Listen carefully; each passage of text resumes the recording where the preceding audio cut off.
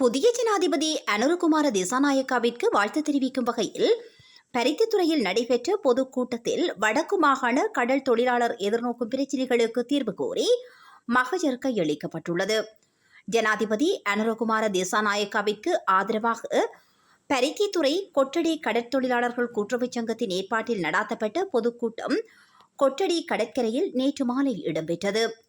வடமாகாண கடல் தொழிலாளர்கள் எதிர்நோக்கும் பிரச்சினைகளுக்கு தீர்வு காணும் வகையில் எல்லை தாண்டி வரும் இந்திய இழுவை படகுகளை தடுத்து நிறுத்த வேண்டும், சுருக்குவலை உள்ளிட்ட தடை செய்யப்பட்ட தொழில்களை நிரந்தரமாக தடை செய்ய வேண்டும், போதைப்பொருள் ஒழிப்பு, 16 வயது வரை கட்டாய கல்வி உள்ளிட்ட 5 அம்ச கோரிக்கைகள் அடங்கிய மகஜர் இலங்கையின் புதிய ஜனாதிபதியாக தெரிவு செய்யப்பட்டிருக்கும் அனுரகுமார திசாநாயக்காவிற்கு வடமாகாண மீனவர்கள் சார்பில் தேசிய மக்கள் சக்தியின் யாழ் மாவட்ட அமைப்பாளர் ராமலிங்கம் சந்திரசேகரத்திடம் வழங்கி வைக்கப்பட்டது.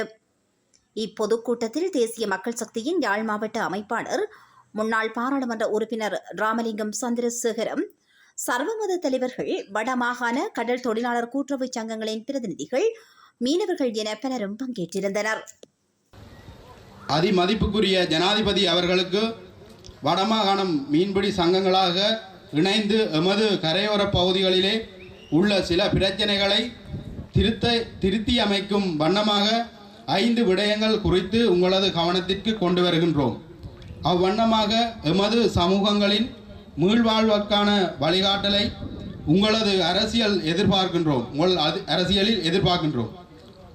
எல்லை தாண்டிய அத்துமீறிய இந்திய நாட்டின் இழுவை படகுகளினாலே எமது சமூகத்தில் உள்ள தொழிலாளர்களின் வலைகள், மீன்பிடி உபகரணங்கள் அழிக்கப்பட்டு நஷ்டங்கள் ஏற்படுகின்றமை சட்ட ரீதியாக தடுக்கப்பட வேண்டும்.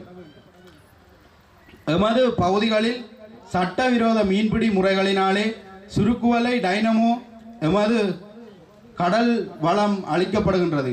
இவைகள் நிரந்தரமாக தடுத்து நிறுத்தப்பட வேண்டும். காலநிலை மாற்றம் காரணமாக சிறு படகுகள் சென்று வரும் கடல் வழி வான்பாதை புனரமைப்பு செய்யப்பட வேண்டும். இதனால் எமது தொழிலாளர்கள் பாதிப்படைவதால் மிகவும் விரைவாக இவ்வேலை திட்டத்தை செய்து தருமாறு கேட்டுக்கொள்கின்றோம்.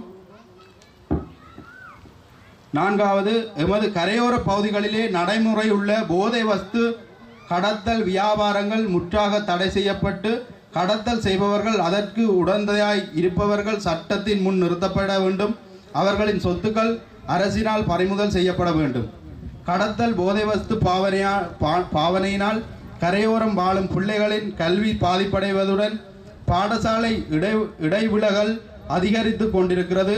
எனவே 16 வயதிற்கு உட்பட்ட எந்த பிள்ளைகளையும் கல்விசார் செயற்பாடுகளும் கட்டாயப்படுத்தப்பட்டு செயற்படுத்தப்படாத விடத்து பிள்ளைகள், பெற்றோர்கள் இருசார்களும் சட்ட நடவடிக்கை எடுக்கப்பட வேண்டும் என்று இந்த மனுத்தாக்கத்தினை கேட்டு மகஜரை கையிலே அவருடைய ஜனாதிபதியினுடைய பார்வைக்கு கொண்டு போக முன்னாள் பாராளுமன்ற உறுப்பினர்